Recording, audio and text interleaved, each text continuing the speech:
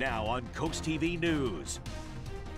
The much maligned property, once fated to be the Overbrook Town Center, has a new future. The massive development proposed here now.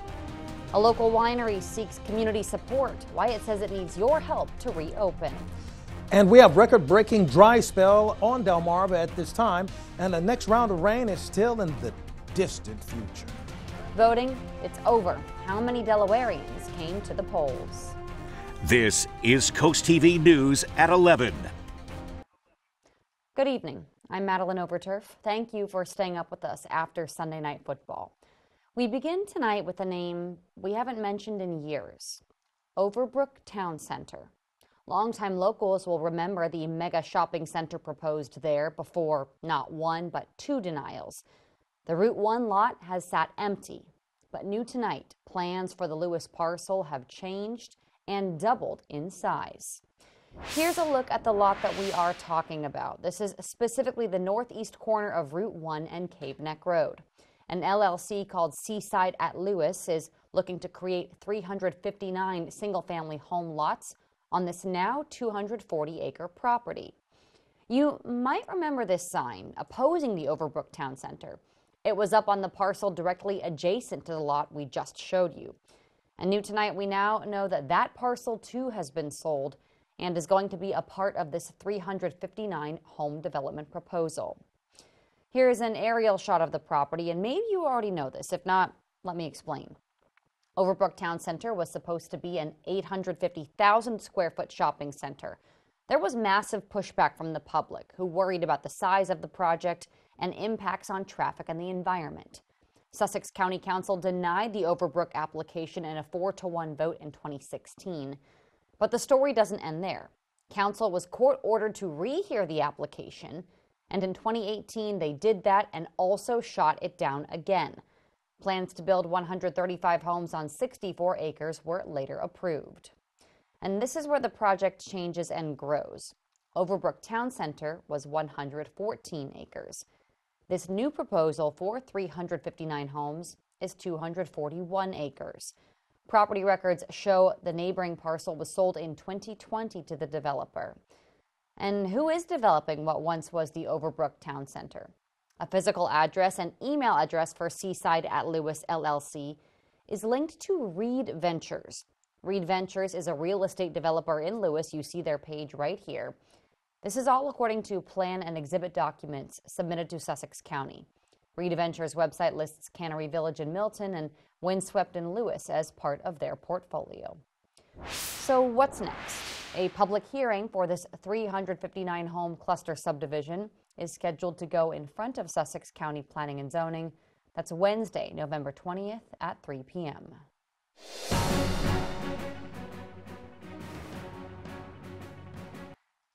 Sunday was the last day of early voting in Delaware, and this was actually the first year for it in the first state.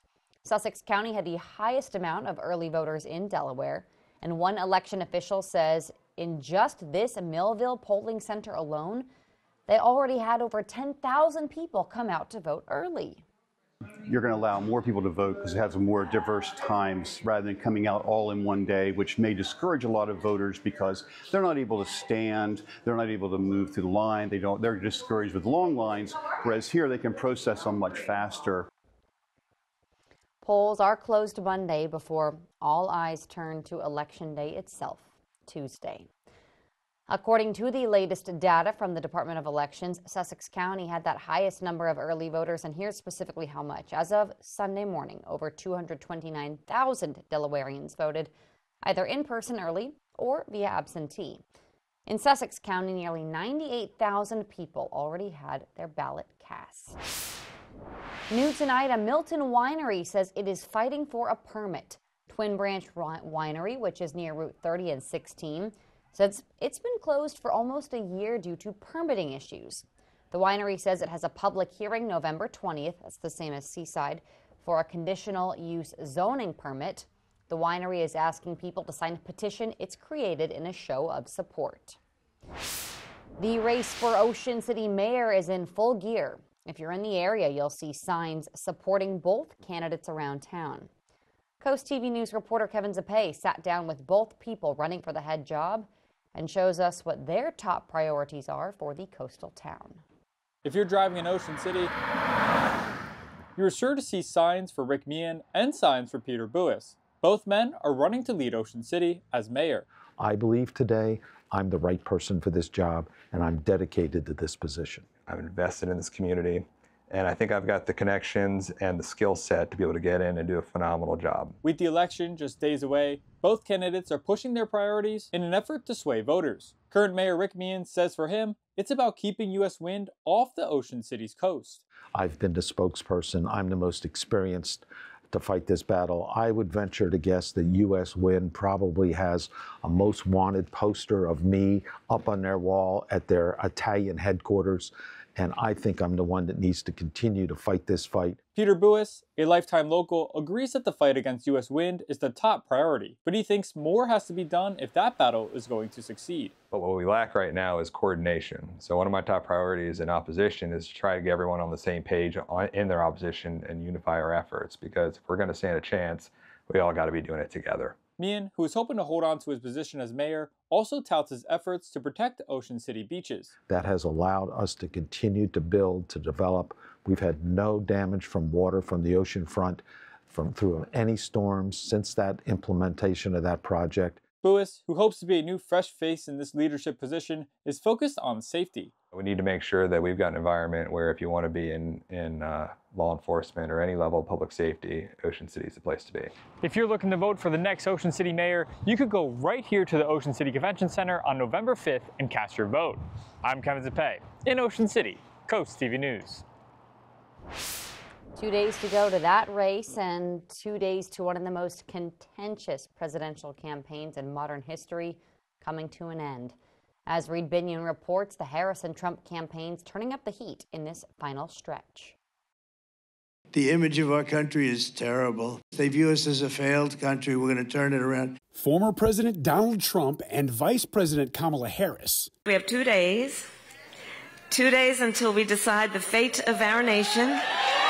Locked in a fierce fight for every vote in the 48-hour countdown to what could be a very close election. With 2 days to go, both campaigns focusing on battleground states where the stakes are high and the polls are tight. Meanwhile, a twist in the traditionally Republican state of Iowa, where new polling shows Trump is no longer leading Harris. Trump on Sunday bashing that poll and laying the groundwork to dispute the election results if he loses. They are fighting so hard to steal this damn thing. That baseless claim from Trump drawing ridicule from Senator John Fetterman of Pennsylvania. I expected he was going to do that. It's not going to be effective, just any more effective than it was in 2020. Meanwhile, security preparations are underway for Election Day and beyond.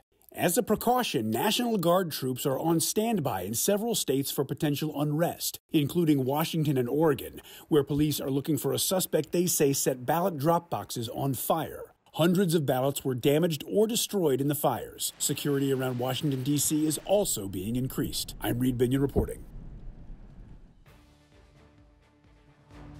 And be sure to tune in to Coast TV News Election Night for coverage of all of the key elections on Delmarva. Well, some scary stuff in Milford tonight. Take a look at this. A car burst into flames this weekend at the movie theater. Good news, though, no reported injuries. Let's go ahead and take a live look right now outside at the Bay Bridge. Did you know that next weekend it will shut down? On Sunday morning, thousands of runners will take to the bridge. And you can expect the eastbound span to close from midnight till 2 p.m.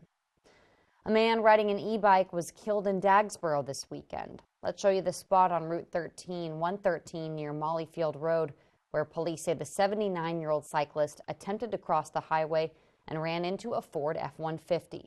Police say the driver was not hurt.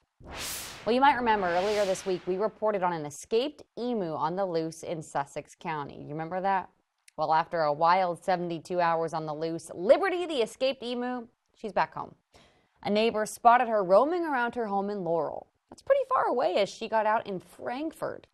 With the police's help, Libby did get wrangled and is back safe and sound. Pretty worried for a minute there, but saw how the community came together helping. and I'm very grateful because without everyone's help, she'd still be God knows where, and I'm very thankful that she's back home safe. Going forward, Jules says she plans on putting an air tag on Libby just in case. Well, DART's 27th annual Stuff the Bus Thanksgiving food drive is back this week. DART is trying to collect 20,000 pounds of non-perishable food for the Food Bank of Delaware. The drive runs for 6 days across 6 locations, including a stop in Rehoboth Beach on Monday, November 4th at Giant. If you can't make it, donations can also be made directly to the food bank. Monday morning on Coast TV News, tune in for an exclusive inside look at Rehoboth Beach's Beach Patrol project, what's proposed for the major work this week. And then coming up Monday evening, tune in to Coast TV News for the final part of our election preview week. We cover the hotly contested race for Maryland's seat in the U.S. Senate. Well, the record-breaking drought on Delmarva continues this week, but there is a slight chance of rain coming up. I'll tell you when. Losing sleep over this election, you are not alone. The science behind insomnia and 3 ways you can fight it. Don't go anywhere. We're back in just 60 seconds.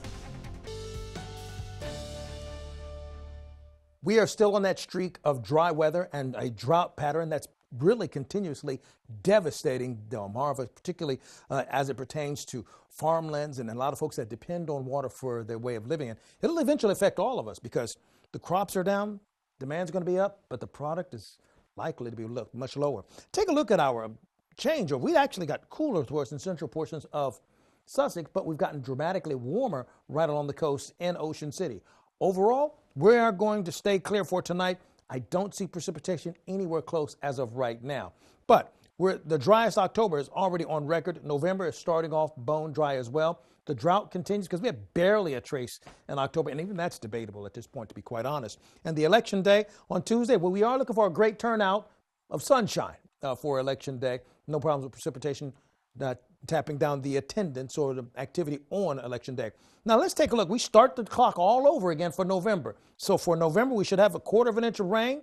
We have none. But when you kind of gauge this from what's been happening for the entire year, we are 7 inches shy of our normal rainfall total for this time of the year. So of course, we are still in the midst of a severe drought in all of Sussex, most of Kent, and all of Newcastle. So the entire state is now under the gun with this.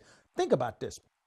37 days, no rain. We've already surpassed the old record by 3 days, and we have at least, I'd say, 3 to 4 more days before we even have a decent shot at some rain. But we do have a decent shot at some rain. I'll show you that in a moment. So we're looking sunny and crisp for us throughout Sussex, as well as over towards Cambridge for tomorrow. Winds out of the northeast and temperatures in the mid-60s, closer to the norm for this time of the year. Remember that shot at rain I was talking to you about? Not Monday, Tuesday, or Wednesday, but here's the big reveal. It's on Thursday. That's when we're looking for the best opportunity for scattered showers. We haven't had a 40% chance of rain pretty much in 37 days, okay? So that's our shot at the title, and that's it. So for Tuesday, mid-morning, temperatures in the 70s. We'll bounce around in the 60s throughout the evening hours. Wednesday, we're looking relatively quiet as well. By the way, a quick look at your general election forecast for those who are waiting on Election Day to vote. We're going to have temperatures in the 70s. During the afternoon hours. No problem with rain. It's not even going to be too windy either. Finally, here's a look at your Paul Davis Restoration Home Remodel Extended Forecast. Now, here's the good news, okay? We're going to warm up for Tuesday, just in time for Election Day. Up to 80 on Wednesday, which is unusually warm, but we have a decent chance of rain on Thursday, that 41% chance. The Friday, Saturday, we're dry. Then we'll have another chance of rain, possibly on Sunday. We haven't had 2 chances of rain, Maddie, in a long time. That is absolutely accurate, Paul. Well, guess what? A man riding an e-bike was killed in Dagsboro this weekend. Here's the spot on Route 113 near Mollyfield Road where police say that cyclist attempted to cross and ran into a Ford. Police say the driver was not hurt.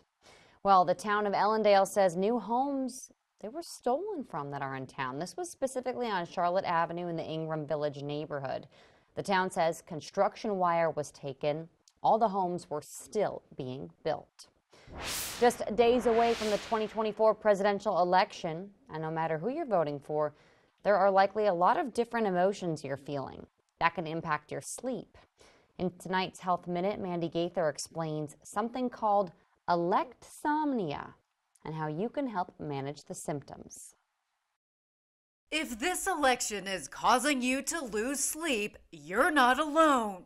We call it electsomnia, so it's insomnia linked with the election season. Sleep specialist Michelle Drerup with Cleveland Clinic says in her clinical practice, she's seeing more people being triggered with election-related sleep issues. She says the election can worsen symptoms in those who already struggle with insomnia and can also trigger sleep issues in those who don't have chronic sleep problems. The person has difficulty falling asleep, and they may be kind of thinking about the election or potentially what the future might look like, waking up in the middle of the night and struggling to fall back asleep, or even just poor sleep quality. Drerup says to prioritize sleep before you even go to bed by limiting social media and election news exposure, which can worsen stress and add to sleep difficulties. Also, be aware of your negative thoughts and challenge them. Just try to stay in the moment of where things are at right now. Finally, Drerup says not to focus on the election what-ifs, instead zone in on things you can manage. We have survived many elections. We'll get through this, right? It's only 4 years, trying to figure out what I do have the ability to control. I'm going to go out and vote. I'm trying to, do things to support others to vote. So thinking about what I can do versus a lot of what's out of my control. For Health Minute, I'm Mandy Gaither. The sleep specialist says to also remember to practice healthy sleep habits. That includes getting exercise regularly, avoiding napping late in the day, and limiting alcohol and also caffeine before bed. Well, if you didn't know, we have a super fun program on Coast TV every weekday at 4. It's called Coast Life. Coast Life is about all things health, wellness, and lifestyle. And here's a preview about this week. Hey everyone, hope you had a great weekend. Here's what's coming up Monday at 4 on Coast Life. If you didn't know, Monday is National Sandwich Day. Who would have got a favorite? We want to hear about it.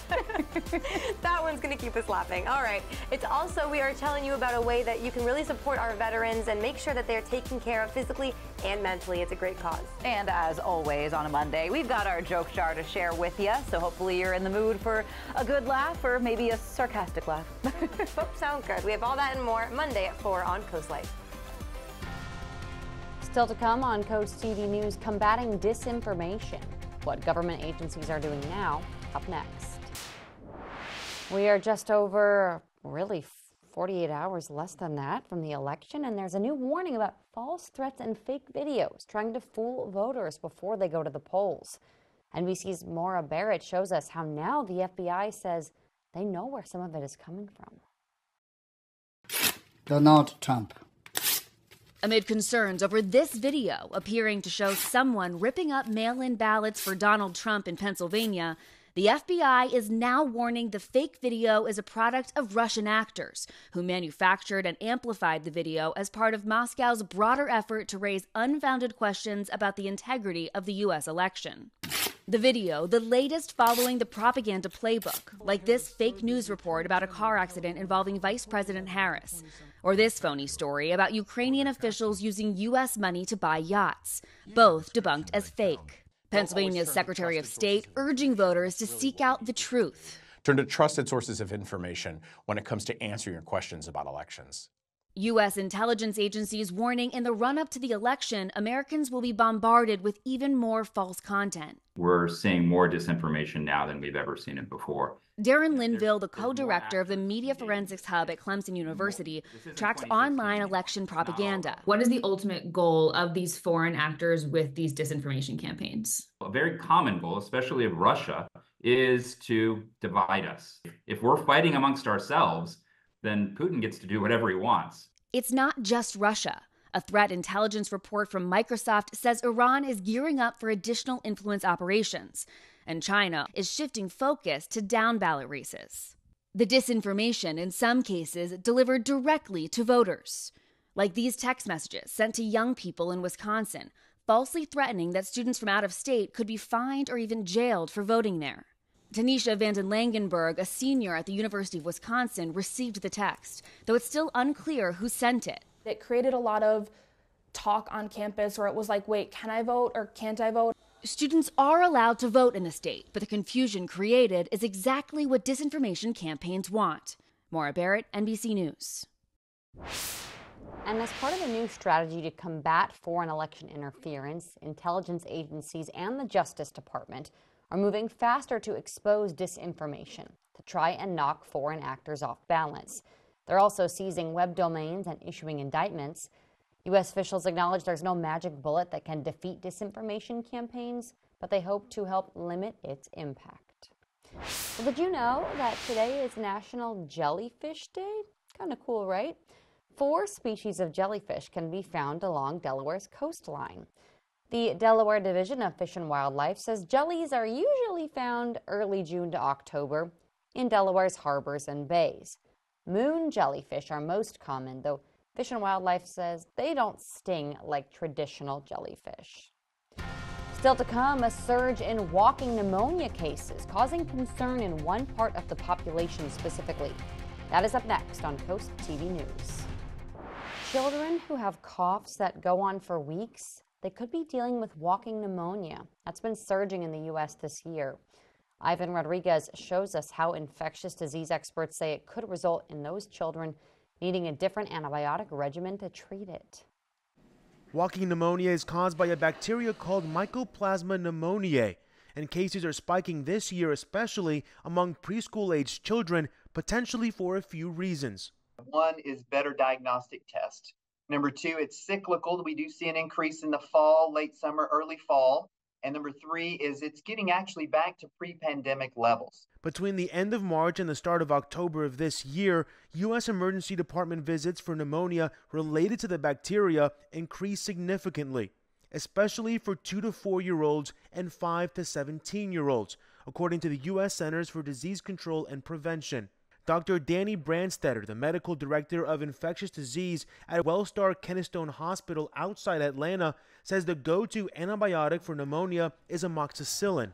But since mycoplasma isn't treated by amoxicillin, doctors are using other antibiotics. We often call it azithromycin. People may know that as a Z-Pak, is often treated this type of pneumonia. Dr. Brandstetter says the good news is that a majority of kids and young adults will get over a mycoplasma infection without treatment. Still, parents can keep an eye on these symptoms and make sure prevention is a priority. Parents should be on the lookout for a dry cough and maybe persistent over several days. And the kids may not be severely ill, but may feel crummy. Now, don't forget the prevention is cover your cough and sneezes and make sure you wash those hands. In Atlanta, I'm Ivan Rodriguez reporting. After the break here on CoastTV News, a Delmarva tradition returns. No pun intended, Paul. I know that's right? By the way, here's a quick peek of what we're expecting on Monday. And for the month, the rain has now been missing in action, or MIA. Will it finally show up? I'll have an update on that when we return. You are watching the literal burying of the hatchet. It's the centerpiece of Return Day, which is Thursday. It's a day of bipartisanship 2 days after the election, where traditionally opposing political candidates go in a parade together, and the returns of the election are read out loud. I know many of our viewers are new to the area. This is something that you only see here. Return Day has been a tradition in Georgetown for over 200 years. People would return to the county seat to hear the returns of the election read out loud. And Coast TV will have extensive coverage of Return Day. Be sure to join us Thursday for this day of bipartisanship and Delmarva flair on November 7th. And finally, it's time to celebrate the lunchtime staple of a sandwich. November 3rd is National Sandwich Day. The history isn't clear, but it's believed it's named after John Montague. He was the 4th Earl of Sandwich. And according to legend, he loved gambling so much he didn't want to leave the card table. As a result, he would ask his servants just to bring him slices of meat between bread. Paul? Wow, I didn't know that. The more you know. Okay, our Bay Health camera and Milford showing you that we're quiet and dry. That's the big deal. We continue to stay in the midst of a severe drought throughout all of the state, specifically for our immediate area. By the way, you can keep up on what's happening with the drought by calling our weather line, 443-880-9100, sponsored by the law offices of Baird, Mandalas, Broadstead, and Federico. Quick look at your 3-day beach forecast. We're looking at Monday, Tuesday, and Wednesday, staying dry. Temperatures going ever so slightly each day. 75 for us actually on Wednesday. And then for Lewes, we're going to go up to 77 degrees on Wednesday, 75 on Wednesday. But then we'll continue to get progressively warmer. Now, The thing about tonight is, though, we're going to have a hard chill hovering over us, clear skies and 43 degrees. Then for tomorrow, partly sunny skies and a very chilly start to the day. Then we'll start to kind of thaw out and enjoy the rest of the day with more sunshine. By the way, we'll have increasing sunshine for Tuesday on Election Day, 77 degrees with higher temperatures with winds out of the south. Now, one thing to keep in mind as you're taking a look at your exclusive 10-day forecast, Election Day, 77 degrees. Then we'll go up to 80 for Wednesday, possibly challenging for a record high. But here's the good news for us trying to get a break from all that dry weather. We're going to have a decent chance of rain on Thursday, a 41% chance of rain as of this latest run of the forecast models. We'll dip back down, which indicates a possible cold front pushing through, which is also a good sign. And then another possibility of rain Sunday and even Monday. So I can honestly say this is the first time that we've ever had an opportunity for rain to possibly hit 3 different days. But once again, remember, we're going to dip back down to normal fall-like temperatures, and then we're going to stay there after we peak one more time on Wednesday, the day after Election Day, and then on Bury the Hatchet Day, when we actually get a chance to bury the drought on that same day. All right, Paul, I like that. Bury the Hatchet Day. Well, thanks for joining us here for Coast TV News after Sunday Night Football. For more news and local weather, download our Coast TV News app. We'll see you in just a few hours for Coast TV News Today. It starts at 5 a.m. Have a great night.